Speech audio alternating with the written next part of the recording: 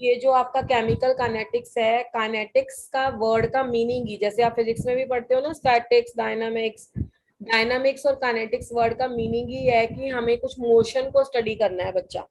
ठीक है, तो जो आपके पास केमिस्ट्री में, फिजिकल केमिस्ट्री का चैप्टर है पहले तो ये, जो आपके पास बेटा जी केमिस्ट्री में केमिकल रिएक्शन है वो किस स्पीड से हो रहे हैं, ठीक है, और उनकी स्पीड पे कौन कौन से फैक्टर्स उनको अफेक्ट करते हैं, उनकी जो स्टडी है that is called as a chemical kinetics. तो बेसिकली केमिकल काइनेटिक्स में we deal with the rate of the reactions as well as the factors affecting the rate of reactions. Okay, so Yes, these are the ma'am. two things we Yes, are ma'am. going to study, and today we are going to study the first order kinetics. First order kinetics मतलब अगर आपके पास कोई ऐसा reaction है जो reactant की power 1 पे depend करता है, मैं ये भी एक्सप्लेन कर देती हूँ इसका मीनिंग क्या है फर्स्ट ऑर्डर काइनेटिक्स का। मान लो मेरे पास कोई रिएक्शन ए है जो आपको कोई प्रोडक्ट देता है, मैं पूरा ढंग से समझा रही हूँ, लास्ट तक मुझे सबके आंसर आने चाहिए जब मैं इसका न्यूमेरिकल लिखूं। Physical chemistry means numerical. There is a 1/3 portion of the chemistry and even less than the 1/3 that include the numericals. Rest of the portions are having only the theoretical portions. Organic में तो वैसे ही नहीं है, ठीक है, और इसमें भी अगर हम बात करें तो फिर तो अच्छी बात बिल्कुल भी नहीं है।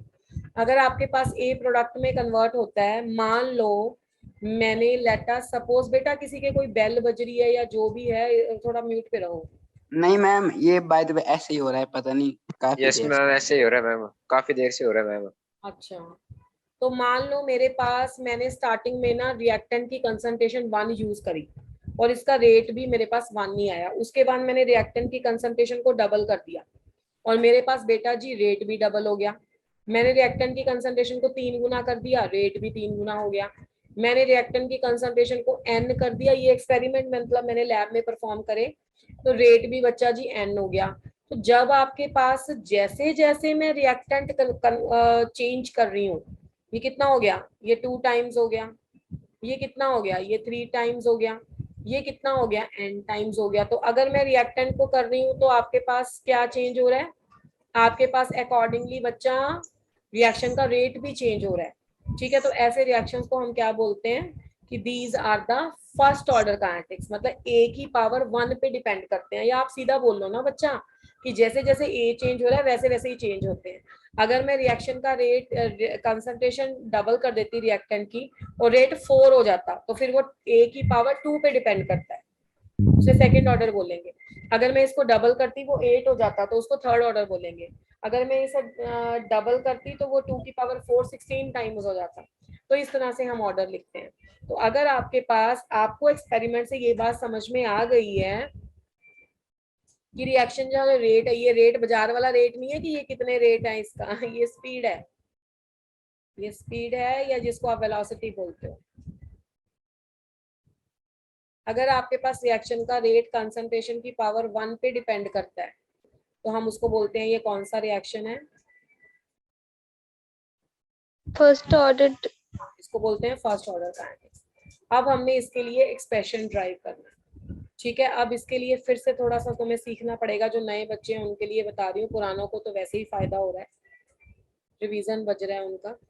अगर ए प्रोडक्ट में होता है, मान लो जब टाइम t 0 था, कल मेरे को किसी नीट वाले बच्चे ने पूछा कि मैम टाइम t 0 का क्या मतलब है, टाइम तो कभी 0 होता नहीं। अरे बेटा टाइम t 0 का मतलब है जब मैंने रिएक्शन स्टार्ट पे लगाया, तुम कोई रेस में भागते हो तो टाइमर 0 से स्टार्ट नहीं करते, ठीक है ना।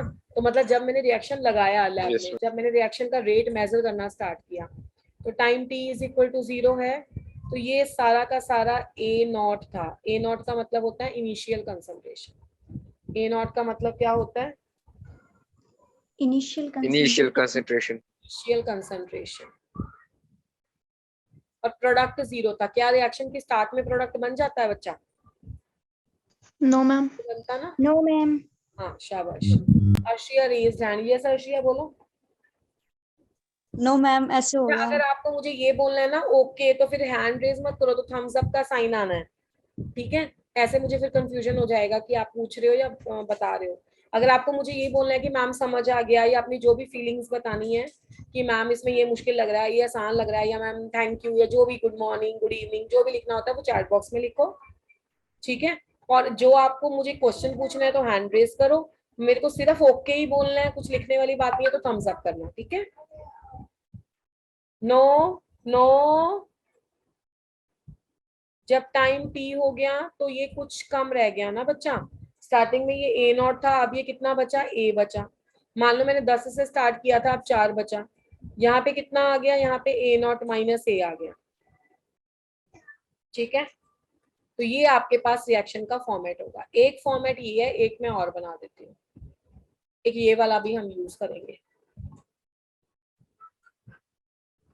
कि time t is equal to 0 में ये a होगा, ये 0 होगा, और टाइम t पे इसमें से कुछ कम हो जाएगा, जैसे x कम हो गया है ना, जैसे जैसे टाइम पास होगा रिएक्टेंट कम हो जाएगा, तो जितना कम हुआ ना उतना प्रोडक्ट बन गया, तो a माइनस एक्स हुआ तो x प्रोडक्ट बन गया आगे जाके, नो बस, तो x प्रोडक्ट बन गया। तो ये आपके पास हो गया रिएक्शन का फॉर्मेट, इसको बोलेंगे कि इस तरीके से इसको लिखा जाएगा।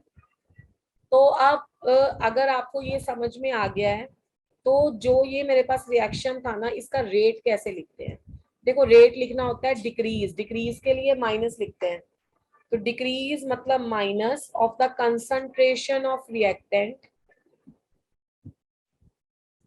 डी मतलब change by change in time, तो ये आपके पास रेट एक्सप्रेशन होता है।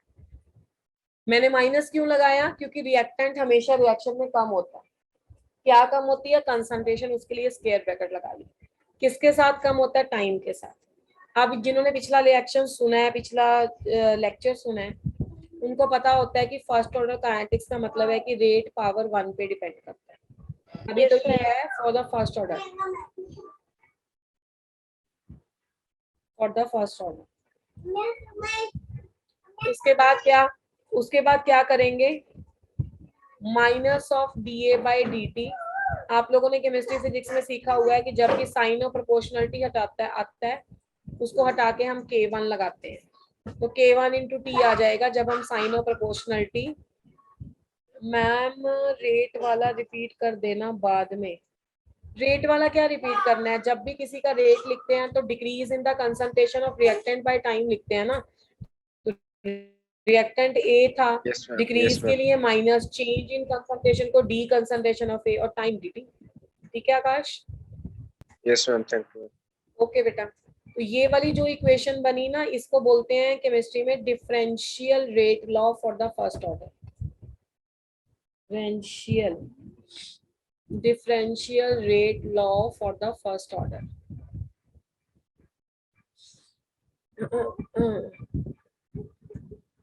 अब बच्चा जी इसमें हमें सॉल्व करने के लिए ए को एक साइड लाना पड़ेगा, बाकी दूसरी साइड, -1 बाय ए हो जाएगा, डी ए बराबर K1 into D T.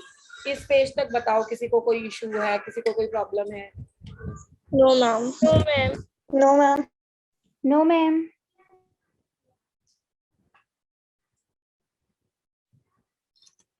Good. अब नेक्स्ट लाइन में ना इसकी करेंगे इंट्रोडक्शन।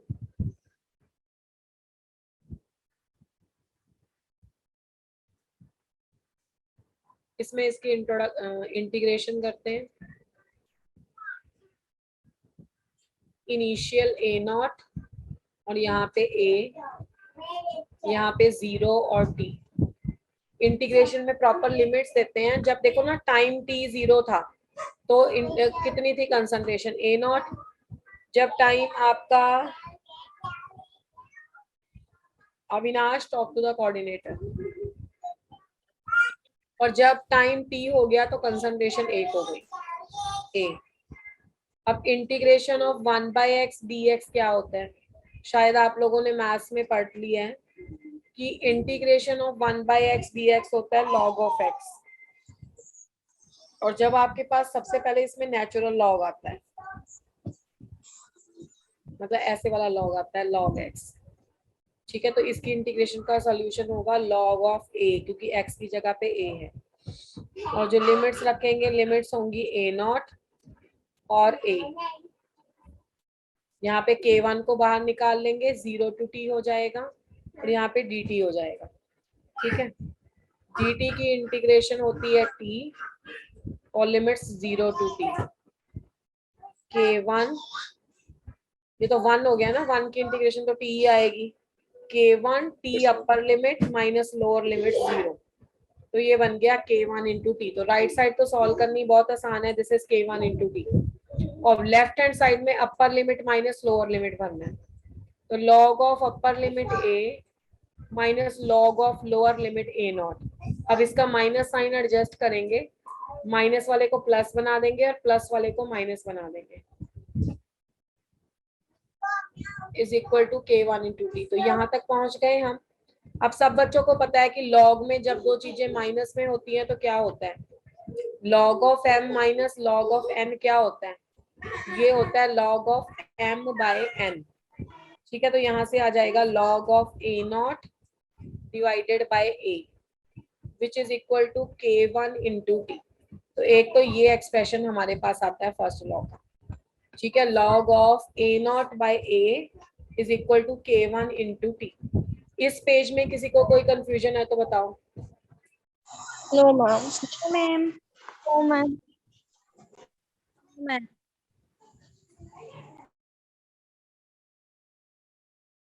मैम प्रीवियस स्लाइड करना मैम।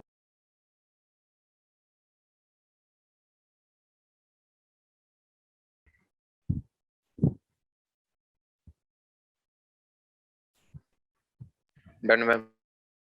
ओके जी,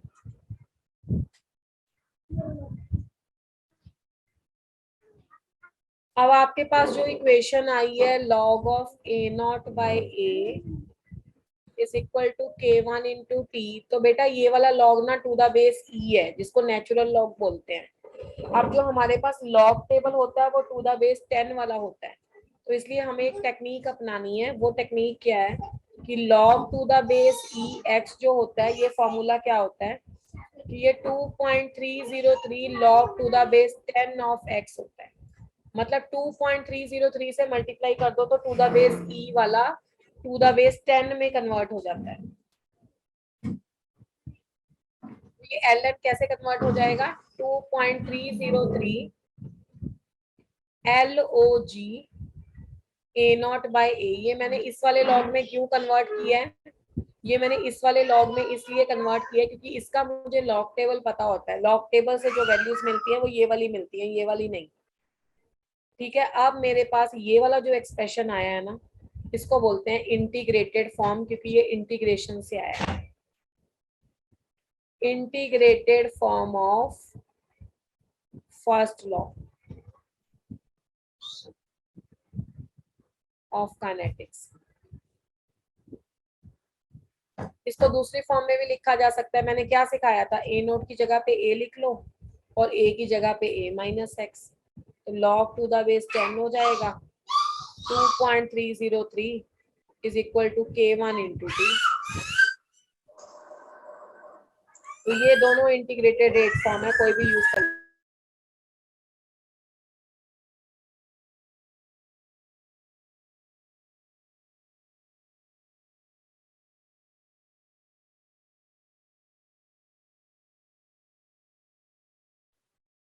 यहाँ तक कोई किसी को कंफ्यूजन है? No ma'am. No ma'am, no ma'am. No ma'am. All clear? Yes ma'am.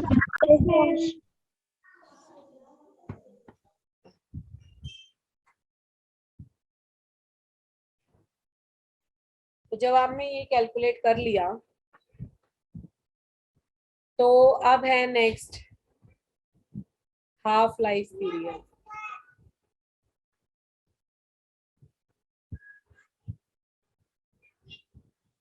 Half life period का मतलब क्या होता है? देखो, बहुत सारे बच्चों को ये कंफ्यूजन होता है कि अगर कोई रिएक्शन 10 सेकंड चला तो 5 सेकंड उसका हाफ लाइफ पीरियड है, जबकि ऐसा नहीं होता है बेटा। 5 सेकंड 10, अगर 10 वाले रिएक्शन का हाफ लाइफ पीरियड 5 सेकंड हुआ तो काइनेटिक्स का मतलब क्या हुआ इसमें? कोई रिएक्शन कितनी स्पीड से चल रहा है, नहीं चल रहा, उस चीज का तो मीनिंग नहीं हुआ ना इस चीज में। तो हमेशा याद रखो कि हमें टोटल लाइफ का हाफ नहीं कर देना जब हाफ लाइफ कैलकुलेट करना है। हमेशा इस बात को हम ध्यान में रखेंगे कि जितने से स्टार्ट किया था, अगर कितने टाइम पे वो हाफ रह गया, that is a half life period. जैसे मैंने लास्ट क्लास में एक एग्जांपल दी थी, कई लोग होते हैं ऐसे जो बहुत अपना हेल्थ का केयर करते हैं और वो 30, 40, 50, 60, इवन की 70 तक भी मतलब दे आर हेल्दी। और कुछ लोग ऐसे होते हैं कि जो बिल्कुल ख्याल नहीं रखते हैं, 20, 30, 40 की उम्र में भी उनकी हेल्थ बहुत खराब हो जाती है। तो अगर कोई दो पर्सन जिनकी टोटल मतलब एज सेम है 70, तो तुम बोलोगे कि दोनों की हाफ लाइफ 35 है। एक तो ऐसा है जो 35 में भी हाफ लगता ही नहीं है भाई, होने से कुछ नहीं होता। तो यहाँ पे हाफ लाइफ का ये मीनिंग बिल्कुल नहीं है कि टोटल लाइफ का हाफ कर दो, ना ही पेपर में ये गलती करनी है। जैसे सिखा रही हूँ वैसे करना है। हाफ लाइफ पीरियड क्या होगा, the time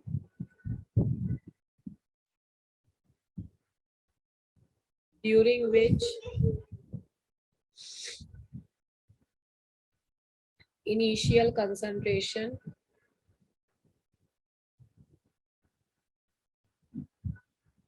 reduces to 1/2 of its initial value। अपनी इनिशियल वैल्यू का 1/2 जब रह जाएगा तो that is called as a half life period. हाँ, जितने रिएक्टेंट से स्टार्ट किया था जब वो आधा रह जाएगा, that is a half life period. इसको आप ऐसे लिख सकते हो कि मान लो ए प्रोडक्ट में कन्वर्ट हो रहा है, टाइम t0 पे ये ए था, ये 0 हो गया। अब यहाँ पे ये जब आधा रह जाएगा यानी कि a/2 हो जाएगा, तो अगर ये आधा रह गया तो यहाँ पे भी क्या बचेगा, a - a/2 ही तो बचेगा। तो ये आपके पास हाफ लाइफ पीरियड होता है। इसको कैसे निकालना है, इसको उसी इक्वेशन से निकालना है, सारे न्यूमेरिकल उसी इक्वेशन से शो करने हैं। अब आप ये देखो, यहाँ पे हमने पहले क्या लिखा हुआ था, a0 a - x और x फॉर्मेट हमेशा याद रखेंगे। Yes ma'am. t क्या था, 2.303/k log of a upon a। -x तो 2.303/k1 log of a upon a - x की जगह पे a/2 है, तो a से a कट गया। 2.303/k1 और log of 2। ठीक है, जब आप इसको सॉल्व करोगे तो इस टाइम पे टाइम कितना हो गया, t हाफ हो गया।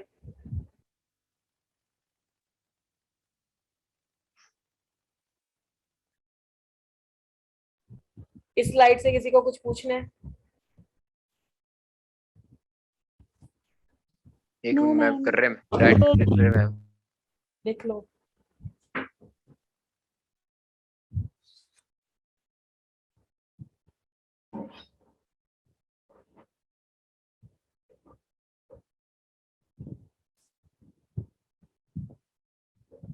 लिख लिया बेटे? Yes ma'am. Yes ma'am. Yes, ma'am. तो t हाफ की वैल्यू आ गई तुम्हारी 2.303/k1 और साथ में आ गया log of 2। log of 2 की वैल्यू होती है 0.3010 डिवाइडेड बाय k1। तो जब इन दोनों को मल्टीप्लाई किया तो आ गया 0.693/k1। तो फर्स्ट ऑर्डर रिएक्शन के लिए हाफ लाइफ पीरियड होता है 0.693/k1 और ये सबसे इंपॉर्टेंट इक्वेशन है। जितनी भी इक्वेशंस को मैंने लिखवाया है, जैसे integrated form, differential form, half life period, ये इंपॉर्टेंट है सारी। log 2 कैसे आया, log 2 ऐसे आया, a - x की जगह पे क्या लिखा हुआ है, a - x की जगह पे a/2 लिखा हुआ है, तो a नीचे रह जाएगा, 2 ऊपर चला जाएगा, a/2 ऐसे ही सॉल्व होगा। a से a कट गया तो log of 2 आया। ठीक है अंजलि? Yes, ma'am. और एक बात और बता दूं, कभी भी किसी भी पेपर में वो आपसे डेरिवेशन नहीं पूछेगा, ना हिमाचल वाले पेपर में और ना ही आपके जेई के एग्जाम में। हमेशा इससे न्यूमेरिकल ही आता है। तो जिसको तो डेरिवेशन याद रखनी है रख सकता है, नहीं तो सिर्फ इसके क्वेश्चन में फॉर्मूला यूज होगा। हमें तो पढ़ाना है, सिखाना है, नहीं तो आपको समझ नहीं आएगा तो मैंने करवाना ही है। ये हाफ लाइफ पीरियड हो गया। उसके बाद है क्वार्टर लाइफ टाइम। क्वार्टर किसको बोलते हैं, कौन बताएगा मुझे? स्कूल में क्वार्टर की फीस भी तो जाती है ना। मैम 1/4 को 1/4। हाँ, तो कौन बताएगा फिर क्वार्टर लाइफ टाइम की क्या डेफिनेशन हुई? Ma'am, it is the time during which initial concentration reduces to the quarter of its initial value. शाबाश, कौन है ये?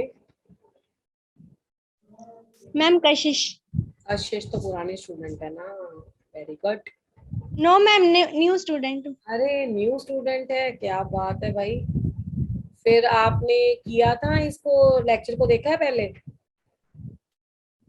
Yes, ma'am. कशिश, आप रेगुलर बेसिस पे देखते हो? Yes, ma'am. मतलब तुम मिली मेरे से आज हो, वैसे जानती हो मुझे? हाँ, Yes, ma'am. अच्छी बात है। ये काहे की बेल लगा ली तुमने आज अपनी क्लास में? पता नहीं मैम, पहले से ही मैम। आज तो ऐसे हो रहा है कि बार बार मुझे काइनेटिक्स के बीच बीच में रोक रोक के कोई बेल बजा रहा है। Yes ma'am. माइक ऑन करके मैम। हाँ, ऐसा ना करो भाई, नहीं तो मुझे फिर अपने गेट को खोलने जाना पड़ेगा बार बार। क्वार्टर लाइफ टाइम की जैसे कि कशिश ने डेफिनेशन दी है बच्चा, it is the time during which initial concentration reduces to 1/4 यानी कि 1/4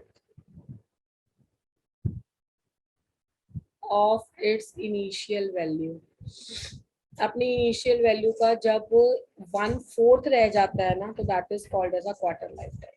इसका फॉर्मेट बनाएंगे बेटे पहले। A change to product, time t 0 था तो ये ए है, ये 0 है। अब हम टाइम कौन सा कैलकुलेट करना चाहते हैं? Quarter life time. तो ये a/4 रह जाएगा और ये a माइनस a/4 हो जाएगा। a माइनस a/4 हो गया 3a/4। ठीक है, फिर से इक्वेशन यूज करेंगे। कौन सी इक्वेशन यूज करेंगे? t इज इक्वल टू 2, ये याद रखना कि यहाँ पे a माइनस एक्स होता है और ये x होता है, तो उसकी जगह पे ही लिखना है तुम्हें। 2.303/k1 log of a upon a minus x। तो 2.303/k1 log of a upon a minus x की जगह a/4 आ जाएगा। अब फिर से देख लो, जिन बच्चों को पिछली बार पता नहीं लगा था, a/4 का a नीचे रह जाएगा, 4 ऊपर चला जाएगा। a से a cancel, 2.303/k1 log of 4 को 2 की पावर 2 लिख सकते हो, साथ में t। तो t इज इक्वल टू, ये 2 आगे ले आओ आप, 2 log 2 हो जाएगा।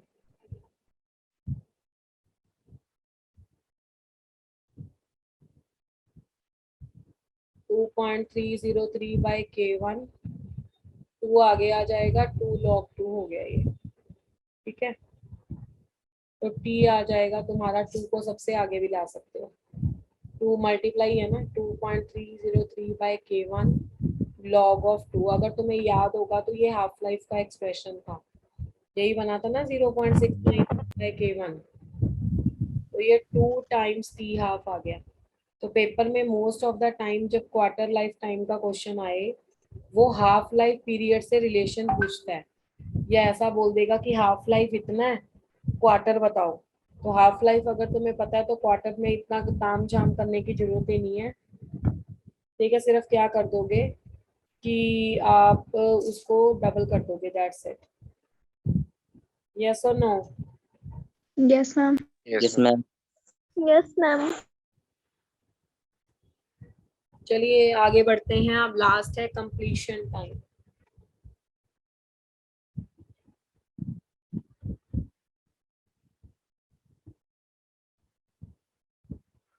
कंप्लीशन टाइम क्या होता है?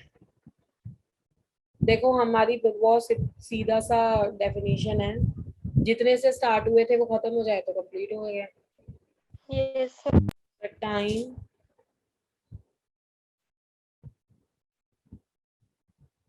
during which initial concentration reduces to zero. जब इनिशियल कंसंट्रेशन जीरो हो जाती है तो उसे कंप्लीशन टाइम कहते हैं. फॉर्मेट से लेके चलेंगे. मैम 1 मिनट पीछे वाली स्लाइड शो करना.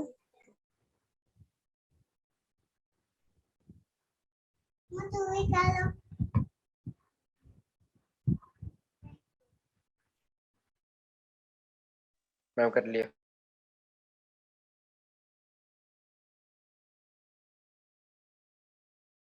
मैम हो गया. ओके. तो फॉर्मेट से लेके चलेंगे. ए प्रोडक्ट दे रहा है. Time t is equal to zero is A zero. T 100% is zero and this is A. कैसे लिखोगे आप आगे इसको? A zero, A minus x और x. X 303 by K1 A upon A minus X.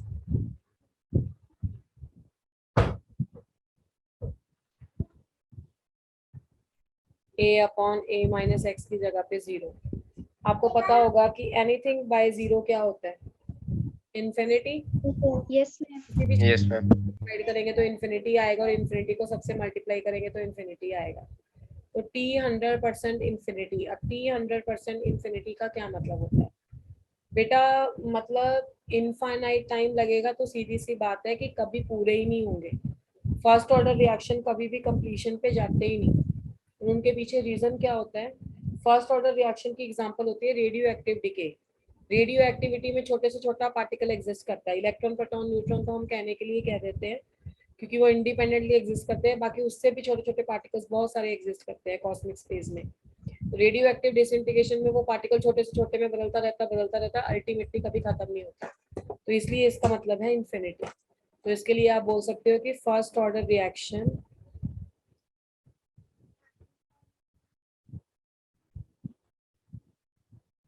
never go to completion.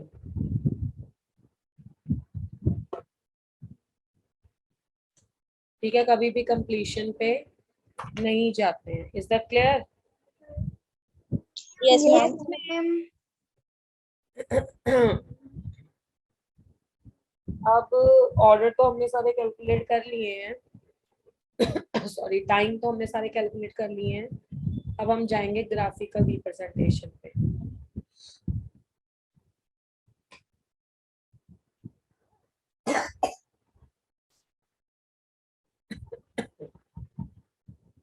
सबसे पहला graph है rate versus concentration graph.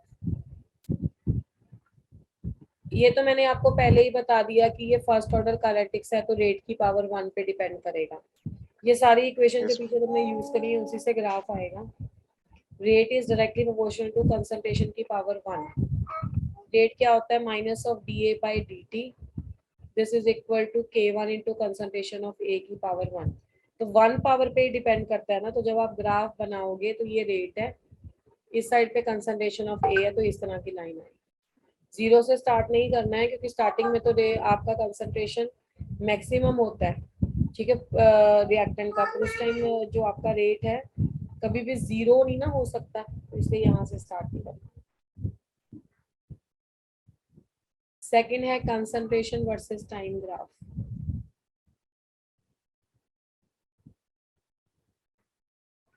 Concentration versus time graph के लिए आपने जो इक्वेशन ड्राइव करी है इंटीग्रेटेड रेट लॉ इक्वेशन, तो बेटा आप इंटीग्रेटेड रेट लॉ इक्वेशन को ले सकते हो.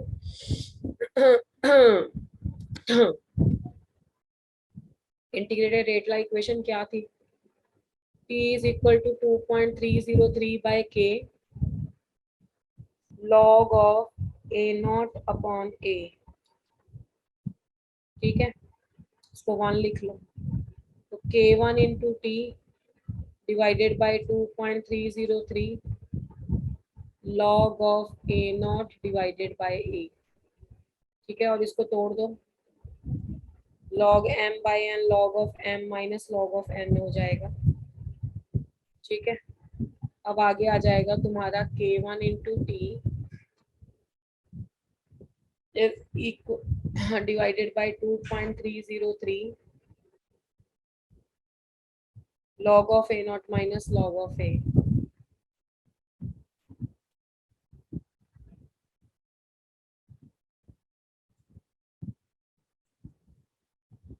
अब इसमें देखो, हमेशा याद रखना लाइफ में, जब भी इनिशियल कंसंट्रेशन होती है ना वो कांस्टेंट होती है, और इसमें ये वाला पोर्शन कांस्टेंट होता है। तो हमें जब ग्राफ बनाना होता है ना, तो पहले तो इसको इधर खींच के लाओ, लॉग ऑफ ए को, इसको उधर लेके जाओ, minus of k1 into T 2.303, और ये प्लस में एज इट इज आ जाएगा लॉग ऑफ ए नॉट। अब ये एक स्ट्रेट लाइन की इक्वेशन बन गई, y is equal to M X plus C. ठीक है, अब इसमें m जो है वो m स्लोप के बराबर होता है।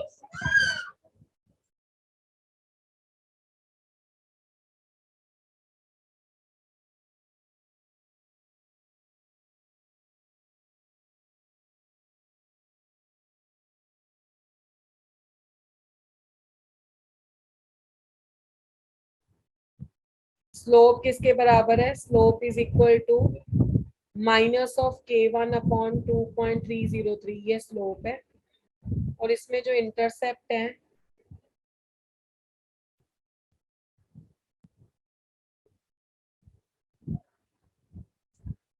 उसमें इंटरसेप्ट क्या होगा? इंटरसेप्ट होगा लॉग ऑफ ए नॉट। ठीक है, तो ग्राफ किस किस में बनेगा? वाई एक्सिस में ले लो वाई वाला, और एक्स एक्सिस में ले लो आप टी। तो देखो स्लोप नेगेटिव है, तो जब स्लोप नेगेटिव होती है तो ऐसे वाली लाइन, पॉजिटिव होती है तो वैसे वाला लाइन। अब आपको उल्टा दिख रहा होगा। ठीक है, चलो मैं लिख के बना देती हूँ। मैम स्लाइड शो करना। ये वाली है पॉजिटिव स्लोप, ठीक है, ये वाली है माइनस स्लोप। जब एक क्रॉस लगाते हैं ना तो इस तरह से स्लोप लिखते हैं, तो ये स्लोप है। अब इस क्वेश्चन में दे सकता है कि स्लोप इतनी है, k1 निकालो, तो आप निकाल लेना उस इक्वेशन से। इंटरसेप्ट इतना ए नोट निकालो, तब भी निकाल सकते हो। बताओ यहाँ पे कोई कंफ्यूजन है तो? No ma'am, no ma'am. Slide show करना। पिछली यस मैम।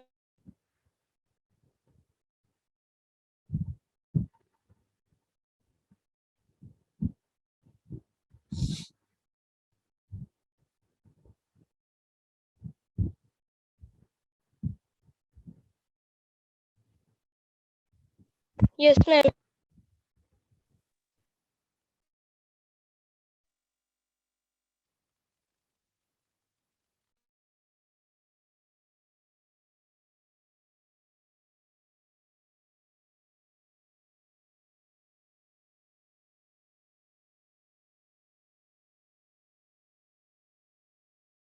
ये खुद से बना के दिखाओ जरा। ए मतलब इनिशियल कंसंट्रेशन है, जिसको ए नॉट भी लिख सकते हो। खुद से बनाओ।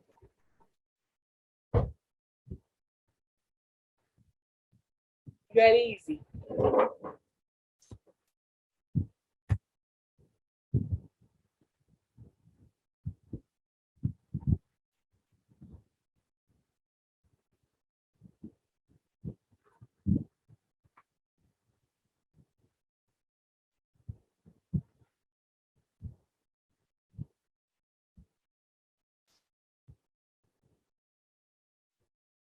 जिसने बना लिया हैंड रेस कर सकता है।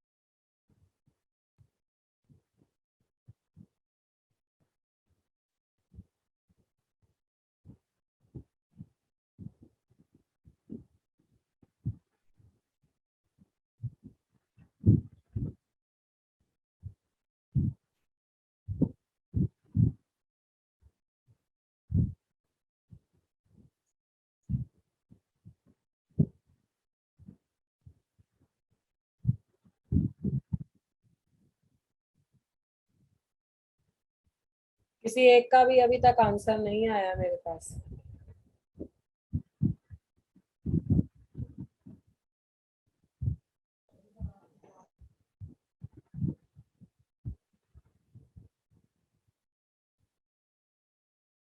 और इतने आसान क्वेश्चन का।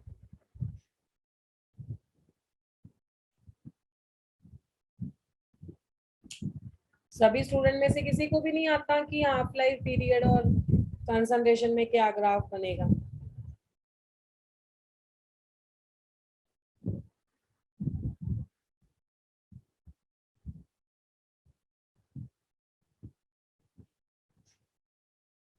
एक बच्चे का आंसर आया।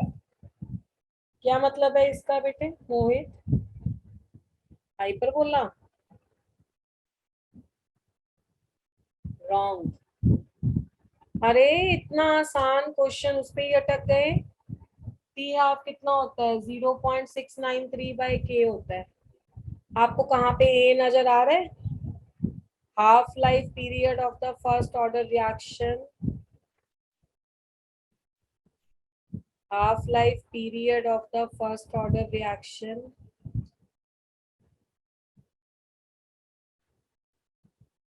is independent of initial concentration.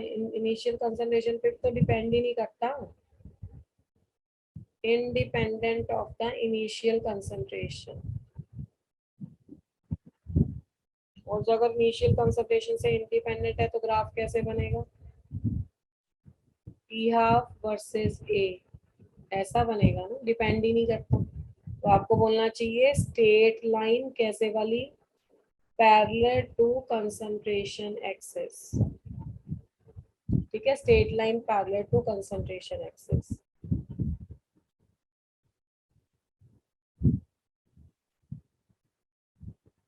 चलिए अब क्योंकि हमने इसका सारा कवर अप कर लिया है फर्स्ट ऑर्डर का, तो मैं इसके ना सिनॉप्टिक नोट्स दे देती हूँ। सिनॉप्टिक नोट्स है list of the formulas. Short notes को बोलते हैं सिनॉप्टिक नोट्स। अब ये फॉर्मूलाज आपको हेल्प करेंगे न्यूमेरिकल सॉल्व करने में, बिकॉज आपको डेरिवेशन पेपर में नहीं आती है किसी की भी। ठीक है, सिर्फ आपको फॉर्मूला लगा के न्यूमेरिकल निकालना। मैम एक बार प्रीवियस स्लाइड शो कर देंगे प्लीज? बिल्कुल कर देंगे।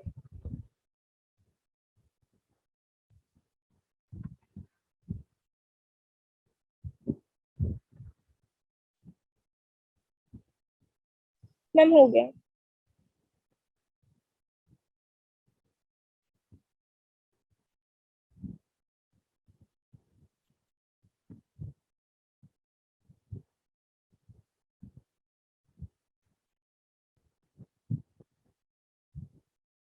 Who is Kamini Sharma? Raise your hand. कामिनी शर्मा। बेटा मैंने इसलिए आपको बोला है कि chat box only you have to use only to ask any question, to reply to any question, not to say hi hello to your friends. Okay, पहला question है format question.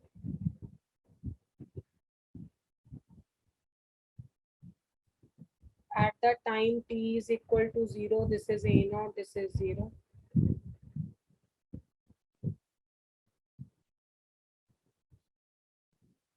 Time t पे ये a बच गया और ये दोनों को माइनस करके आ जाएगा a naught माइनस a। और यहाँ पे a आ गया, यहाँ पे 0 हो गया, यहाँ पे a माइनस x आ गया और यहाँ पे x हो गया। दोनों में से कोई भी आप यूज कर सकते हो, पर उल्टा पुल्टा नहीं करना है। सेकंड है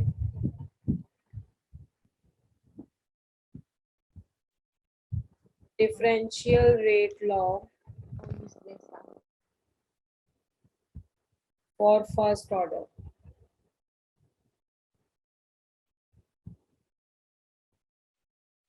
Kinetics. Regarding the differential rate law for the first order kinetics, minus of dA by dt is equal to k1 into t. Third,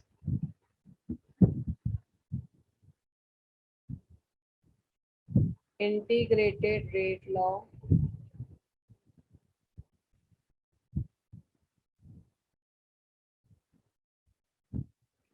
for first order.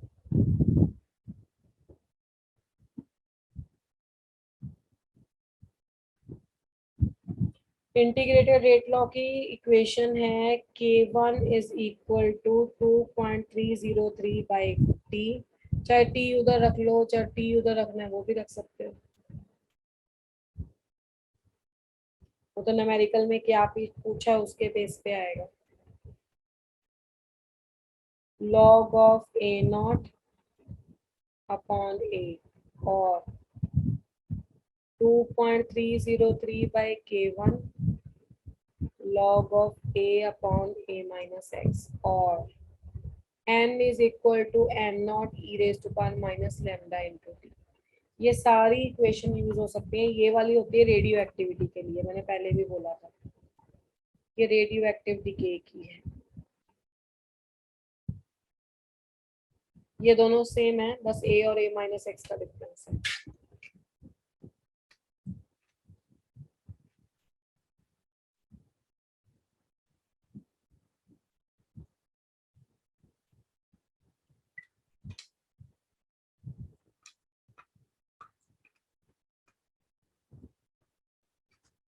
ठीक है। Yes. Yes, ma'am. Fourth, half life period t half which is equal to 0.693 by k1। Fifth, t quarter lifetime 2 times the t half। Sixth, t 100% which is equal to infinity। Seventh, radioactive decay follows the first law, first order kinetics।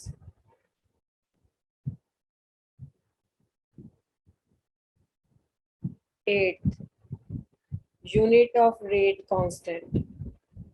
Rate constant जो K1 है उसका unit पर second आता है। इसके लिए मैं इससे पहले वाली क्लास में बता चुकी हूँ कि यूनिट कैसे कैलकुलेट करते हैं।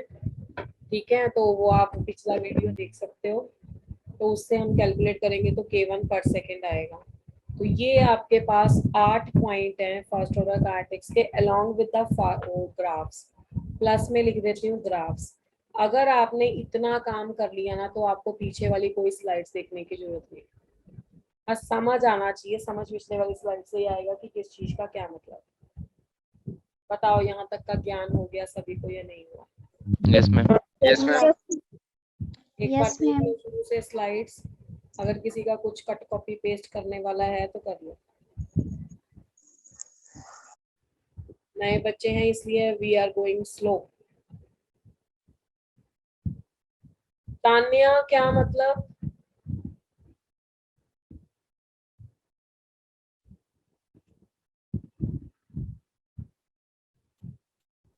मतलब मैं बोल रही हूँ आ गया समझ। ये तो रिपीट है, पुराने वाले बच्चों को तो आना ही चाहिए। ये तो उन लोगों के लिए है जिन्होंने मान लो पिछली वीडियो नहीं देखी। नहीं मैम ये नहीं आई है बाय द वे। क्या कह रहे हो? नहीं मतलब मैम नई लड़की आई है ये तानिया जो भी बोला। New student है मैम।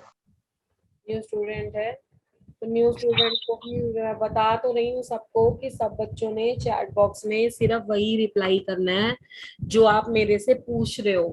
कोई भी मैसेज टू एवरीवन नहीं होना चाहिए।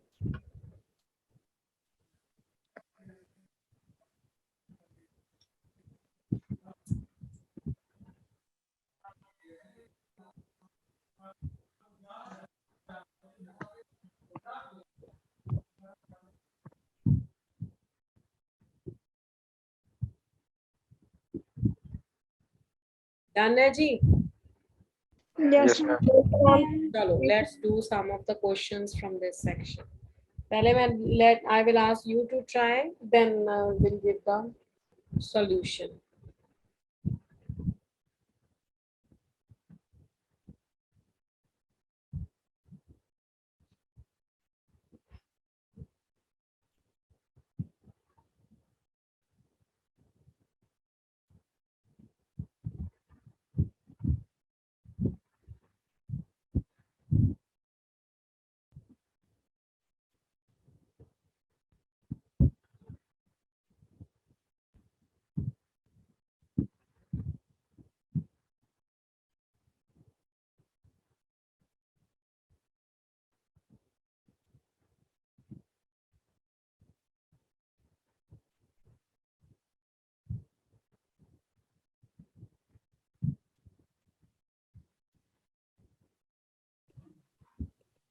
चलो करो फटाफट।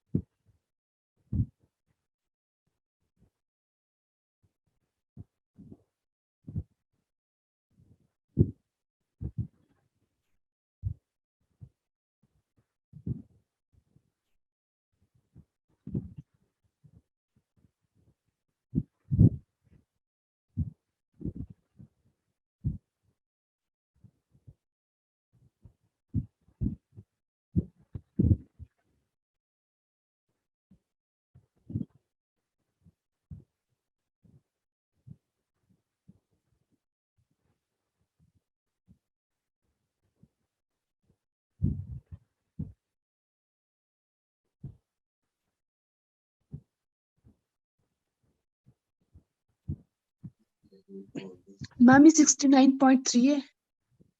69.3 तो मैंने दिया है ना आपको, तो जस्ट अ मिनट, आपने कैलकुलेट क्या किया है भाई? मैंने तो टी हाफ ही पूछ लिया, कोई बोला भी नहीं। के कैलकुलेट करो, क्वेश्चन में के one.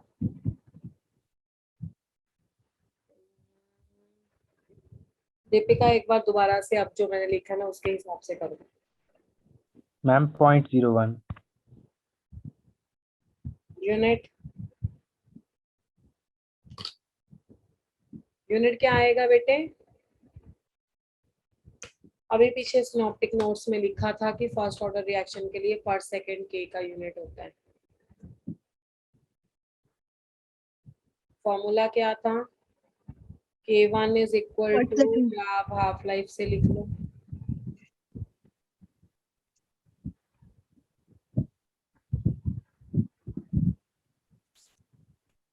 T half is equal to 0.693 by K।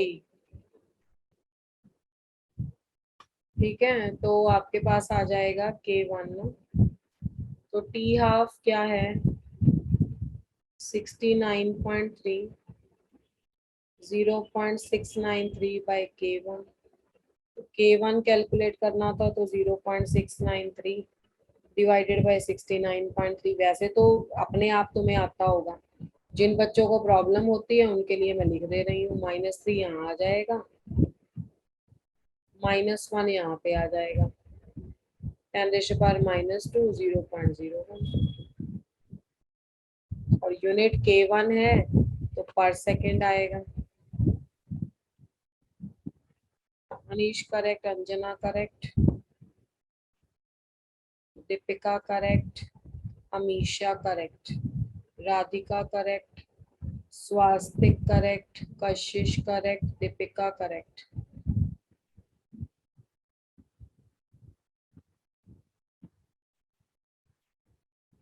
ठीक है आकाश,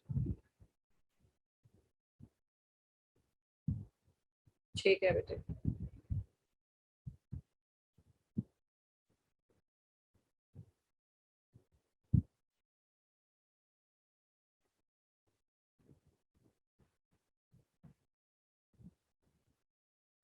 ठीक है Sejal. For the first order reaction, half-life period is 24.5 seconds. Calculate time taken for 70% completion. Do it. क्या हो सकता है इसका, देखो।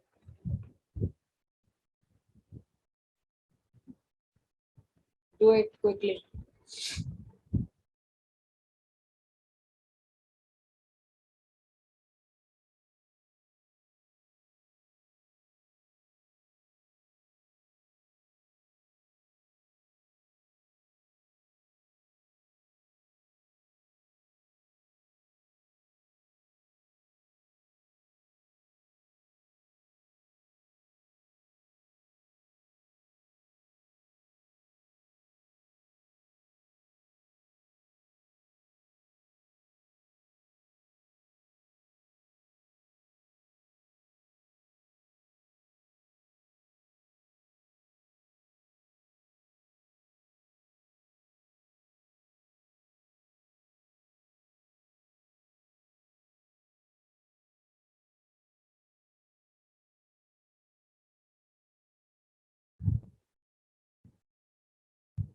कामिनी आप नेक्स्ट करो बेटे।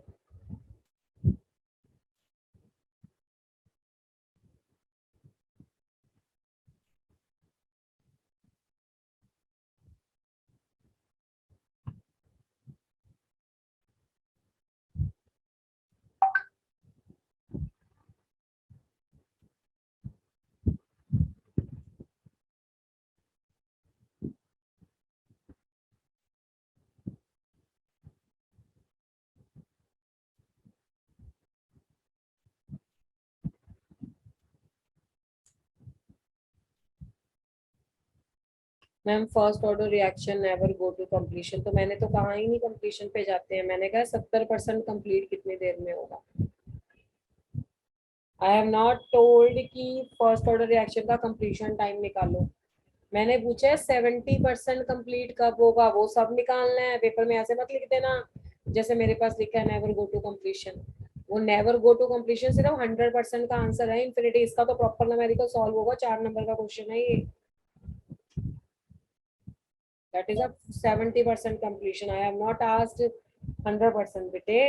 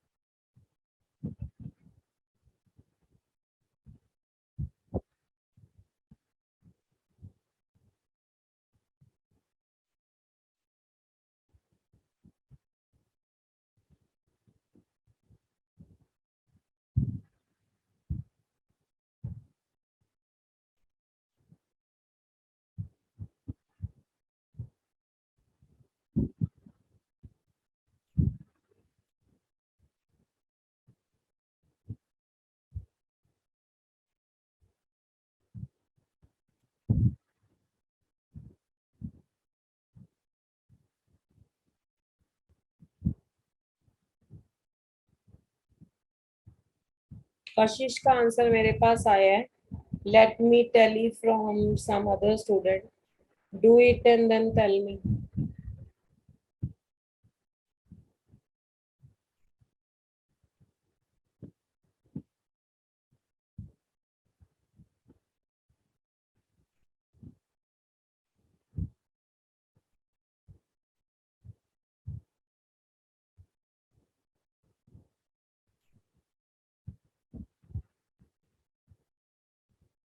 जल्दी से करो भाई, जल्दी से।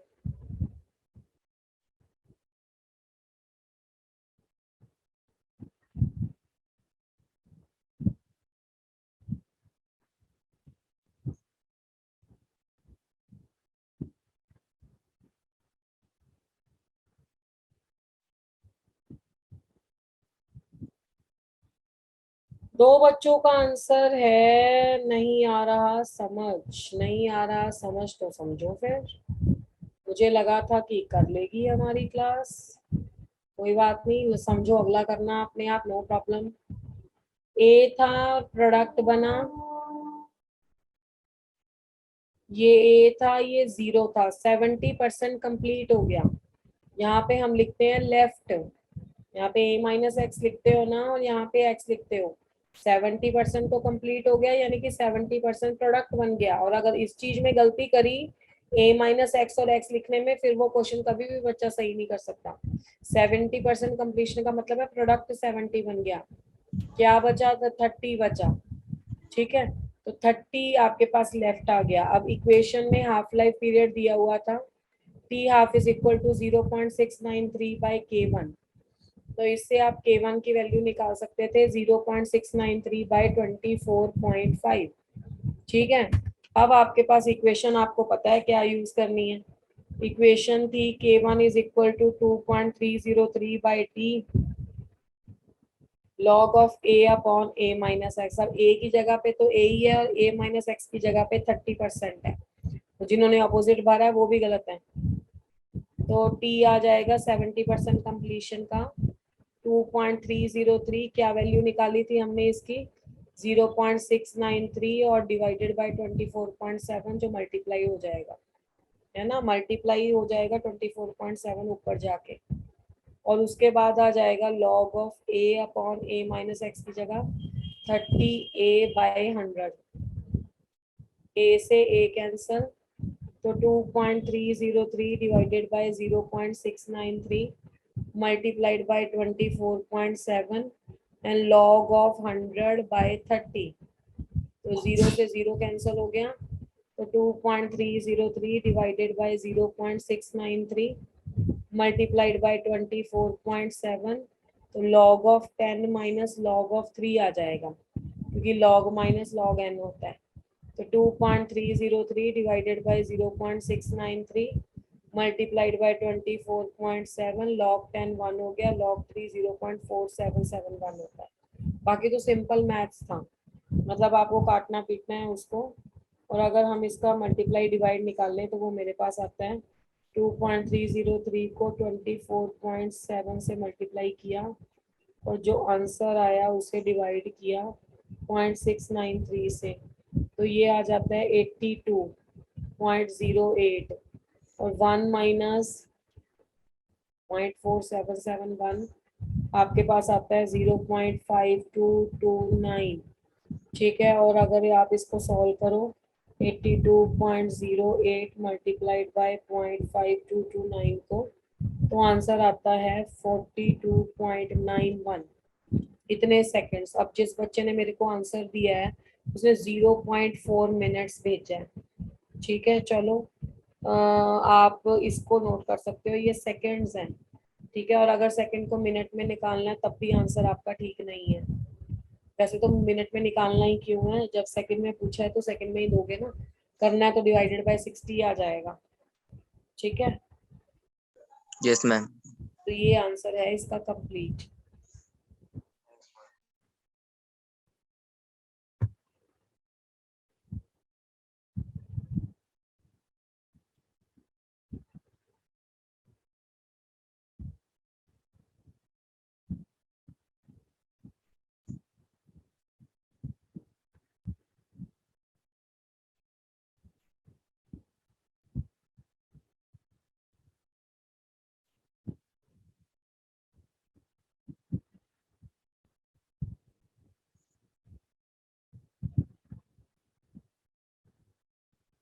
अगर आपको आ गया तो आगे बढ़ाऊं? Yes, ma'am. Yes, ma'am.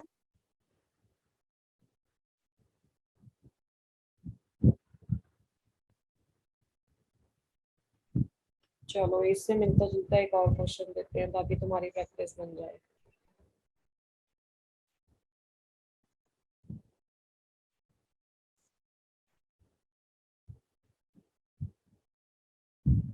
निकालो।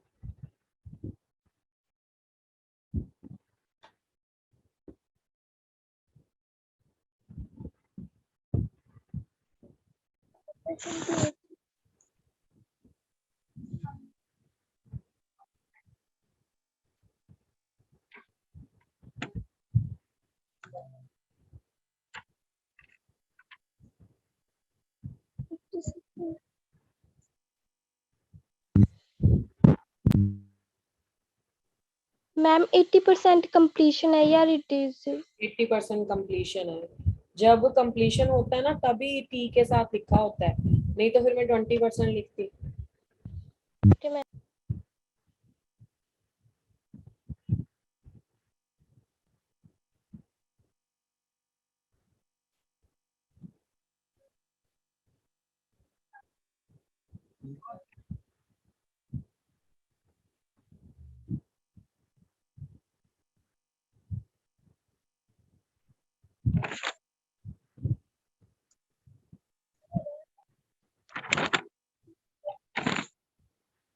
is 038 on 100.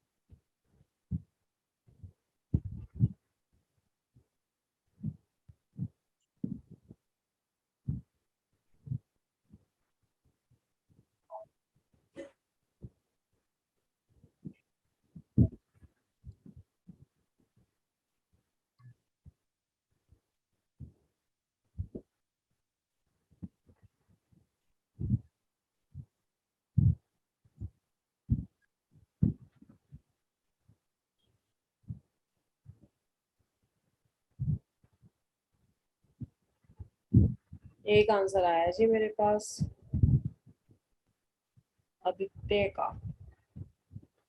80% कंप्लीशन है तो आपके पास बचा 20%। तो मेरे हिसाब से तो K1 आना चाहिए तुम्हारा 0.693/5 और ये रहना चाहिए 0.693/5 log ऑफ A अपॉन 20%। अगर बचा 80% कंप्लीट हो गया तो 20A/100, तो दिस इज 5। तो मेरे हिसाब से तो ये आंसर आता है। अब तुम अपना अपना अगर मैच करके तुम्हारा सही आता है then it is absolutely fine, और अगर कुछ और कर दिया है तो गड़बड़ है। मैम आंसर क्या? Ma'am answer 5 yes ma'am. 5 solve करके आता है सारा। Yes ma'am. 5 को किसी से मल्टीप्लाई करेंगे, डिवाइड करेंगे, log 5 करेंगे तो 5 ही आ रहा है। यस मैम 5 ही आ रहा है। देख लेते हैं जी।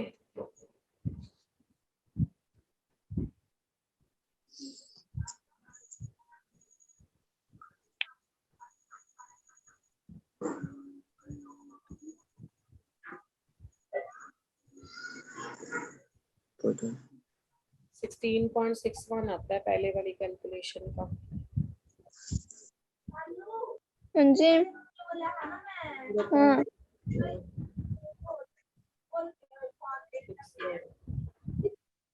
फोन देने। अरे आप म्यूट पे रहो। पहले वाली कैलकुलेशन का मैंने कितना बताया था? ना दुकान ना लितरा में 5 है जी। मैम 5 बताया था। 2.303 मल्टीप्लाइड बाय 5 डिवाइडेड बाय 0.693, ये 16.61 आता है। अब इसमें तुम अरे बातें नहीं करो, log ऑफ 5 करोगे तो ये 0.6989 है। 0.6989 को मल्टीप्लाई करोगे 3.61 से तो ये 0.60 आता है। कहाँ आता है 5? बिल्कुल भी नहीं आता। C11 11.46 जिसने लिखा है वेरी करेक्ट, बाय चल जाएगा आंसर। ठीक है, कुछ गलत जिसका आ रहा है तो कोई बात नहीं, एक दो बार पता है क्या इसकी बस चलना चाहिए मुझे ना पता नहीं लग रहा है कि आपको म्यूट करना है और अनम्यूट करना है। तो अंजनी कुमारी की साइड से था शोर, तो थोड़ा ध्यान रखा करो भाई। इज दैट क्लियर बेटा? सभी को समझ में आ गया? Yes ma'am. This is how we go in the class and rest next class में सारे काइनेटिक्स खत्म हो जाएंगे, सेकंड थर्ड एंड, क्योंकि सिर्फ सेकंड ही पढ़ाना है, बाकी तो एंड पढ़ा देना। ठीक है, इसको अच्छे से कर लीजिएगा, इसके क्वेश्चन भी कर लीजिए।